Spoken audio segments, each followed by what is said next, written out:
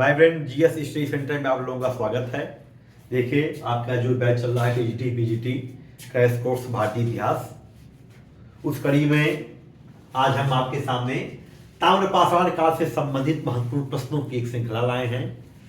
और यह जो श्रृंखला है ताम्रपाषाण काल से संबंधित जो महत्वपूर्ण प्रश्न हैं, इसमें कोशिश यही है कि परीक्षा उपयोगी सारे प्रश्नों को इसमें एक सूचीबद्ध किया गया है और संभावना है कि आपके आने वाले परीक्षाओं में ज़्यादातर प्रश्न जो ताम्रपाषाण काल से आएंगे इन्हीं प्रश्नों की श्रृंखलाओं से मिल जाएंगे। देखिए, ताम्रपाषाण काल के बारे में हम अध्ययन कर चुके हैं। पाषाण काल के बारे में हम लोगों ने पढ़ा। पाषाण काल में निम्नपुरा पाषाण काल हम लोग पढ़े, मध्यपुरा पाषाण काल पढ़े, उच्चपुरा पाषाण काल पढ़े, मध्य पाषाण काल पढ़े और नवपाषाण काल पढ़े। देखिए, हम लोगों ने इस पे भी चर्चा किया कि कैसे मानव खाद्य संग्रहक से खाद्य उत्पादक की अवस्था में पहुंचा, और हमने यह भी आपको बताया कि मानव ने सबसे पहले जिस खाद्यान्न का उपयोग किया वो कौन सा था। अब देखिए, धीरे धीरे जो संस्कृति है अपना रूप बदलेगी। जहां पाषाण काल में मानव केवल पत्थर से परिचित होगा, वहीं जैसे मानव आगे संस्कृति बढ़ेगी, ताम्रपाषाण काल में प्रवेश करेगा तो मानव पत्थर के साथ तांबे का भी प्रयोग करने लगेगा। तो पत्थर और तांबा मिलके इसीलिए इस काल का नाम ताम्रपाषाण काल कहा गया है। इसे ताम्रपाषाण काल के नाम से संबोधित करते हैं। तो इससे संबंधित ताम्रपाषाण काल से संबंधित जो प्रश्न हैं उसके एक एक प्रश्न की हम चर्चा करेंगे। देखिए, पहला प्रश्न देखिए, यही से शुरुआत ही होता है कि मानव ने सर्वप्रथम, आपकी परीक्षा में आएगा, पूछेगा कि मानव ने सबसे पहले किस धातु का प्रयोग किया। मानव ने सबसे पहले किस धातु का इस्तेमाल किया? तो बच्चों, मानव ने सबसे पहले तांबे का प्रयोग किया। ठीक है, इसको नोट करिए। देखिए, बहुत ही से डिमांड थी कि सर ताम्रपाषाण काल से संबंधित महत्वपूर्ण प्रश्नों को सॉल्व कराइए। उसी को ध्यान में रखते हुए ये कोशिश किया जा रहा है। ये शुरुआत की गई है कि जो चैप्टर समाप्त हो, जो अध्याय समाप्त हो, उससे संबंधित अति महत्वपूर्ण प्रश्नों को आपके सामने लाया जाए, उसको सॉल्व कराया जाए, जो आने वाली परीक्षाओं में आपके लिए वो लाभदायक सिद्ध हो। तो देखिए, पहला प्रश्न है, मानव ने सर्वप्रथम तांबे का प्रयोग किया। देखिए, याद करिएगा, जब आपको हम बताए थे, इसी संदर्भ में एक प्रश्न और पूछ सकता है कि मानव ने सबसे पहले किस अनाज का प्रयोग किया। तो मानव ने सबसे पहले जौ का प्रयोग किया। इसको भी नोट कर लीजिएगा। अनाज का पहला प्रयोग जौ है और धातु का जो पहला प्रयोग है वह तांबा है। तांबे का प्रयोग किस काल में होता है? ताम्रपाषाण काल में होता है। तो मानव ने सबसे पहले तांबे का प्रयोग किया। ठीक, अगला प्रश्न है कि आहार संस्कृति के प्रमुख स्थल कौन कौन से हैं। आपको बताए थे ताम्रपाषाण काल का जब हम विस्तार पढ़ा रहे थे, किन किन क्षेत्रों से कौन कौन स्थल मिले हैं, तो उसमें हम एक आहार संस्कृति की चर्चा किए थे। तो आहार संस्कृति के जो स्थल हैं, वह जो आहार संस्कृति है बेसिकली वह राजस्थान में थी। तो वहां के जो प्रमुख स्थल है, आहार है, गिलुंद है, बालाथल है, क्योंकि जो आहार इस संस्कृति का प्रतिनिधि स्थल है, इसीलिए इसको आहार संस्कृति की आहार संस्कृति कहा जाता है। आहार संस्कृति के नाम से संबोधित करते हैं। जैसे हम आपको महाराष्ट्र के जो ताम्रपाषाणी का स्थल बताएंगे, उसमें एक स्थल जोरवे है, निवासा है, इनाम गांव है, चंदौली है। लेकिन पूरे को सम्मिलित रूप से, क्योंकि जो उसका प्रतिनिधित्व करता है वह जोरवे करता है, तो इसलिए जो महाराष्ट्र की जो ताम्रपाषाणी की संस्कृति है उसको जोरवे संस्कृति कहा जाता है। उसी तरह इसको जो राजस्थान में जो ताम्रपाषाणी का स्थल मिले हैं उसको हम आहार के नाम से संबोधित करेंगे। ठीक, अगला ये आहार संस्कृति से काले एवं लाल विधभांड प्राप्त होते हैं। क्वेश्चन पूछा जाएगा कि आहार संस्कृति से कौन से विधभांड प्राप्त होते हैं। तो आहार संस्कृति से BRW, black and red ware, काले एवं लाल विधभांड प्राप्त होते हैं। हमेशा याद करिएगा, आहार संस्कृति का जो विधभांड है BRW है, काला एवं लाल विधभांड। ठीक, अगले क्वेश्चन पे आइए। देखिए, अब पूछेगा कायथा की खोज किसने किया। कायथा मालवा संस्कृति का है। मालवा संस्कृति का है तो सीधे दिमाग लगाएगा, मध्य प्रदेश की बात कर रहे हैं। तो कायथा की खोज किसने किया है? कैथा भी ताम पाषाणिक स्थल है, इसकी खोज एक पुरातत्ववेत्ता है वीएस वाकणकर महोदय हैं, इन्होंने कैथा की खोज किया। ठीक, अगला प्रश्न, नवदा टोली कहाँ स्थित है एवं इसका उत्खनन कार्य किसने किया? देखिए दो प्रश्न इससे बनते हैं। नवदा टोली यह मालवा संस्कृति का एक स्थल है, यह वर्तमान में मध्य प्रदेश के खरगोन जिले में स्थित है और इसका उत्खनन कार्य एच.डी. संकालिया महोदय ने किया था। ठीक, अगला प्रश्न हमारा, जोरवे संस्कृति के प्रमुख स्थल कौन कौन से हैं? जैसे हम आहार संस्कृति के प्रमुख स्थल आपको बताए, आहार है, गिरुंद है, बालाथल है, उसी प्रकार से जोरवे संस्कृति के भी प्रमुख जो स्थल है वो निवासा है, इनाम गांव है, दायमाबाद है। बड़ा महत्वपूर्ण है, दायमाबाद से कई प्रश्न पूछे गए हैं, निवासा से कई प्रश्न पूछे गए हैं। निवासा से ही आपको बताएंगे रेशम का साक्ष्य मिलेगा, पटसन का साक्ष्य मिलेगा। तो देखिए क्वेश्चन के अंदर क्वेश्चन निकल रहा है, प्रश्न के अंदर प्रश्न निकल रहा है, इसकी व्याख्या से प्रश्न बन रहा है। कहने को तो ये 20-25 क्वेश्चन है, ये करीब आपका इससे 70-75 क्वेश्चन तैयार हो जाएगा। ठीक, अगला क्वेश्चन भवाइए, देखिए बड़ा महत्वपूर्ण है, टोटीदार विधभांड खूब परीक्षा में पूछा जाता है। पहला तो पूछा जाएगा कि टोटीदार विधभांड किस काल से संबंधित है? टोटीदार विधभांड ताम्रपाषाण काल से संबंधित है। दूसरा प्रश्न बनेगा, टोटीदार विधभांड किस संस्कृति से मिले हैं? टोटीदार विधभांड जोरवे संस्कृति से मिला है। जोरवे संस्कृति आपको पढ़ाए हैं, जोरवे संस्कृति जो है वह है आपका जो महाराष्ट्र वाला भाग है उसी से संबंधित है। तो जोरवे संस्कृति से टोटीदार विधभांड की प्राप्ति होती है। ठीक, अगला क्वेश्चन, आहार को अन्य किस नाम से जाना जाता है? आपको बताया है कि आहार से काफी मात्रा में तांबे की वस्तुएं मिली हैं, इसीलिए इसे तांबे वाली स्थान या ताम्रवती के नाम से संबोधित करते हैं। ठीक, देखिए महत्वपूर्ण है, आहार से खूब क्वेश्चन पूछा जाता है, तो इसको तांबे वाली स्थान कहते हैं। दूसरी बात, अगला क्वेश्चन देखिए, आपको बताए थे कि जो ताम्रपाषाणिक संस्कृति है वो हड़प्पा संस्कृति के समानांतर चली, लेकिन अंतर, मूलभूत अंतर क्या था? जहां एक और हड़प्पा संस्कृति विशुद्ध रूप से नगरीकृत संस्कृति थी, वही जो ताम्रपाषाणिक संस्कृति है वो विशुद्ध रूप से ग्रामीण संस्कृति है। दूसरी बात, क्योंकि दोनों संस्कृतियां समानांतर चलती हैं, तो हड़प्पा संस्कृति का निश्चित रूप से व्यापार ताम्रपाषाणिक संस्कृति से रहा होगा। तो इसी संदर्भ में अगला जो क्वेश्चन आपके सामने है उसमें कहा गया है कि किस ताम्रपाषाणिक स्थल से हड़प्पा को तांबे का निर्यात किया जाता था? महत्वपूर्ण है, परीक्षा को पूछा जाता है, तो हमेशा दिमाग में बैठा लीजिएगा। एक गणेशपुर नामक ताम्रपाषाणिक स्थल है, यहाँ से या झुंझुनू जिला है वहाँ का, राजस्थान का, तांबे की खूब खाने हैं, वहीं पर यह स्थित है। इसी गणेश्वर नामक स्थान से सैंधव वासियों को तांबा निर्यात किया जाता था। काफी मात्रा में यहाँ तांबे की सामग्री मिली है, तांबे की खाने यहाँ पर थी, इसलिए सुलभ मात्रा से तांबा यहाँ निकलता था, भरपूर मात्रा में तांबा यहाँ से निकलता था। इसी स्थान से तांबे का निर्यात सैंधव वासियों को किया जाता था और सैंधव वासी उसी तांबे में टिन मिला के कांसा तैयार करते थे। ठीक, अगला क्वेश्चन, जोरवे संस्कृति का सबसे बड़ा स्थल कौन सा है? बताइए, आपको बताए थे जोरवे संस्कृति में कौन कौन। पहली बात ध्यान में ये बैठाइए कि जोरवे संस्कृति की हम बात कर रहे हैं तो कहाँ की बात कर रहे हैं? जोरवे संस्कृति की बात कर रहे हैं तो हम बात कर रहे हैं महाराष्ट्र वाले ताम्रपाषाणिक स्थल की। अगला बात दिमाग में लाइए कि जोरवे संस्कृति में हम किन किन स्थलों की चर्चा किए थे? इनाम गांव, दायमाबाद, निवासा।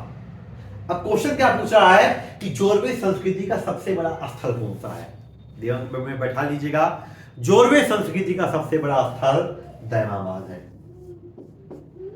ठीक, अगला बात देखिए, जोरवे संस्कृति से खूब प्रश्न बनता है, परीक्षा में पूछा जाता है कि कलश समाधान के साक्ष्य कहां से मिलते हैं? तो मेरे बच्चों, कलश समाधान के भी साक्ष्य और जोरवे संस्कृति से मिलते हैं।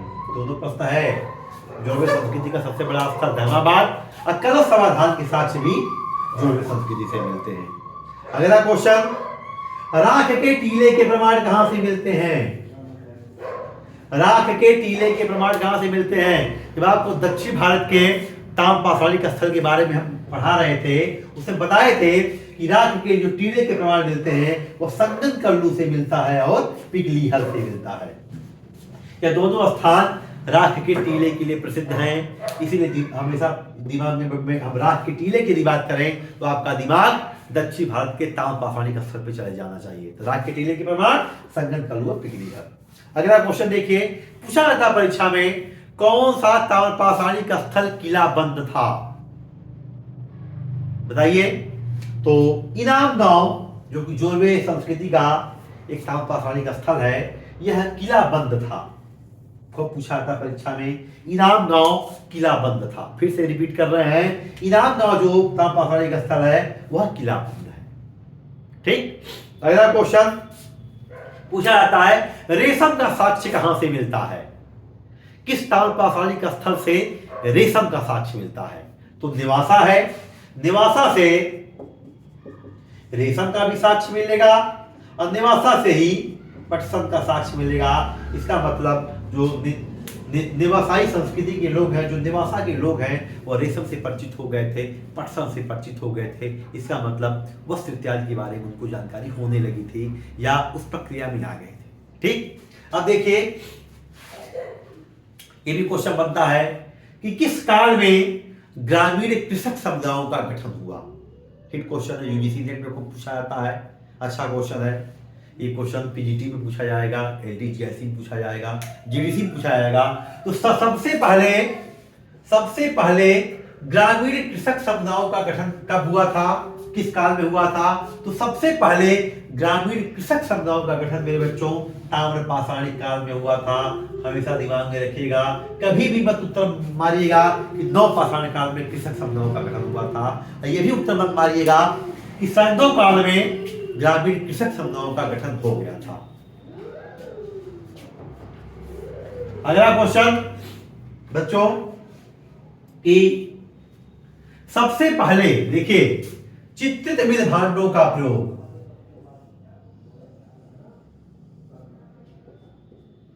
सबसे पहले चित्रित मृद भांडों का प्रयोग किस संस्कृति के लोग करते थे? मेरे बच्चों इसको भी हमेशा बैठाएगा दिमाग में कि सबसे पहले चित्रित मृद भांडों का प्रयोग ताम्र पाषाणिक संस्कृति के लोग करते थे। यह भी अपने आप में एक अच्छा प्रश्न है। ताम्र पाषाणिक संस्कृति के लोग सबसे पहले चित्रित मृद भांडों का प्रयोग करते थे। ठीक। अगला क्वेश्चन, तलवार एवं भाले के सिरा का प्रमाण कहां से मिला है? अब देखिए, जो ताम्र पाषाणिक मानव है तलवार से परिचित हो रहा है, भाले से परिचित हो रहा है, लेकिन दिमाग में एक बात हमेशा रखिएगा, ये जो तलवार भाला है लोहे का नहीं है, तांबे का है। जो तलवार एवं भाले का सिरे के प्रमाण मिल रहे हैं लोहे के नहीं मिल रहे हैं, किसके मिल रहे हैं? वह तांबे के हैं। इसके प्रमाण कहां से मिल रहा है? साई पाई एक स्थान है, साई पाई गंगा यमुना दोआब में स्थित है, यहीं से तलवार एवं भाले के सिरे के प्रमाण मिल रहे हैं। ठीक। देखिए, ताम्र पाषाणिक स्थल है, ताम्र पाषाणिक स्थल का मानव तांबे से परिचित हो गया था, तो नो डाउट वह तांबा को गलाने की विधि को भी जानता होगा, क्योंकि जो उपकरण मिल रहे हैं बिना गला के उन उपकरणों को तैयार नहीं किया जा सकता था। तो क्वेश्चन पूछा जाता है कि सबसे पहले मानव को तांबा गलाने की विधि का ज्ञान कब हुआ? तो इसमें ज्यादा दिमाग नहीं लगाना है, उत्तर मार दीजिए। ताम्र पाषाण काल में सबसे पहले तांबा गलाने की विधि का ज्ञान हो गया था, क्योंकि गला के ही अन्य वस्तुएं अन्य सामग्रियां वो तैयार करते थे। अगला क्वेश्चन, सिर विहीन छोटी छोटी मूर्तियां कहां से मिली हैं? तांबे की मूर्तियां मिली हैं। सिर विहीन छोटी छोटी मूर्तियां इनाम गांव से मिली हैं, इस बात को याद रखिएगा। सिर विहीन छोटी छोटी मूर्तियां इनाम गांव से मिली हैं, जो कि जोरवे संस्कृति का एक स्थल है। अगला क्वेश्चन, सबसे बड़ी ताम्र निधि, तांबे की अनेक वस्तुएं मिली हैं, कहां से मिली है? वो गुंगेरिया से मिली है। मालवा संस्कृति का एक स्थल है, ताम्र पाषाणिक स्थल गुंगेरिया है, वहां से ताम्र पाषाण काल की सबसे बड़ी ताम्र निधि मिली है। अगले क्वेश्चन में आइए, देखिए ताम्र पाषाण काल का मानव काले एवं लाल मृद भांड का प्रयोग करता था। ताम्र पाषाण काल का मानव चित्रित मृद भांडों का प्रयोग करता था, और इसी काल का मानव का एक विशिष्ट मृद भांड था, क्या था? गैरिक मृद भांड, जिसको कहते हैं ओसीपी। ओसीपी माने गैरिक मृदभांड, ताम्रपाषाण गेरुवाणी मृदभांड, इसका काल का मानव ओसीपी मृदभांडों का प्रयोग करता था। देखिए मृदभांड से 4 क्वेश्चन बनेंगे। टोटीदार मृदभांड, काले एवं लाल मृदभांड, चित्रित मृदभांड और ओसीपी गेरुवाणी मृदभांड। चारों मृदभांड किससे संबंधित है? ताम्रपाषाण काल से संबंधित है। दिमाग में चिप बैठा लीजिएगा। ठीक, अगला देखिए, तमाम स्टूडेंट बहुत डिमांड किए थे ताम्रपाषाण काल की जो संस्कृति है, जो महत्वपूर्ण संस्कृति है, जैसे आहार है, कायथा है, मालवा है, जोरवे है, इनकी तिथि भी थोड़ा चर्चा कर दीजिए। इनकी तिथि क्या है? देखिए आपको फिर से वही बात हम अपना दोहरा रहे हैं कि जो ताम्रपाषाणिक संस्कृति है वो हड़प्पा संस्कृति के समकालीन है, उसी की समानांतर चलती रहती है। तो देखिए जहां तक आहार संस्कृति की यदि हम बात करें तो आहार संस्कृति की जो तिथि है वो 2800 ईसा पूर्व से 1500 ईसा पूर्व के बीच है। क्योंकि देखिए करीब करीब यही जो तिथि है वो हड़प्पा सभ्यता की भी है, क्योंकि 1500 ईसा पूर्व से भारत में वैदिक काल का प्रारंभ हो जाता है। तो वैदिक काल की पहले तक भी यह संस्कृति चलती रही। कायथा संस्कृति के देख लीजिए, कायथा संस्कृति भी की जो तिथि है वो 2450 ईसा पूर्व से 1700 ईसा पूर्व है। यही तिथि करीब करीब संधो काल की भी है। 2350 ईसा पूर्व से 1750 ईसा पूर्व संधो काल की तिथि मानी जाती है। तो 100-200 वर्ष इधर उधर, तो यही तिथि संधो काल की भी है और करीब करीब यही तिथि कायथा की भी है, 2450 ईसा पूर्व से 1750 ईसा पूर्व। इसी के आसपास भारत में वैदिक काल का प्रारंभ हो जाता है। क्योंकि वैदिक काल का जो समय है मेरे बच्चों 1500 ईसा पूर्व से 600 ईसा पूर्व है। 1500 से 1000 पूर्व वैदिक काल, 1000 से लेकर 600 ईसा पूर्व उत्तर वैदिक काल। ठीक, अगर आप मालवा संस्कृति की तिथि देख लीजिए, यह 1900 ईसा पूर्व से लेके 1400 ईसा पूर्व है, कोई दिक्कत नहीं है। और जोरवे संस्कृति की देख लीजिए, तो जोरवी संस्कृति देखिए यह 1500 ईसा पूर्व से लेके 900 ईसा पूर्व है। इसका मतलब जो जोरवे संस्कृति है वह वैदिक काल, उत्तर वैदिक काल की तिथि इसके समान है। तो जोरवे संस्कृति वैदिक काल, उत्तर वैदिक काल की भी समानांतर चलती रही। सप्तसंधो प्रदेश से आए हैं ना, सप्तसंधो प्रदेश में वेदों की रचना हुई है। तो लेकिन महाराष्ट्र में भी भाई उत्तर पश्चिमी वाले भाग में ठीक है वैदिक काल की शुरुआत हो गई थी, लेकिन इस वाले काल में भी उनका प्रभाव नहीं था। इसीलिए देखिए इनकी तिथि को 1500 ईसा पूर्व से 900 ईसा पूर्व रखा गया है। ये ताम्रपाषाण काल का प्रश्नों का संचय था, अच्छे प्रश्न थे, इसको याद कर लीजिएगा। फिर से वीडियो को अपना देखिएगा, इसमें आपको प्रश्न मिलेंगे, इसकी व्याख्या की गई है। तो सब मिला के यह अच्छे प्रश्न हैं, इसको कंठस्थ करिए, याद करिए, तैयार करिए। अगली जो हमारी क्लास होगी वो सिंधु नदी घाटी सभ्यता पे होगी। धन्यवाद।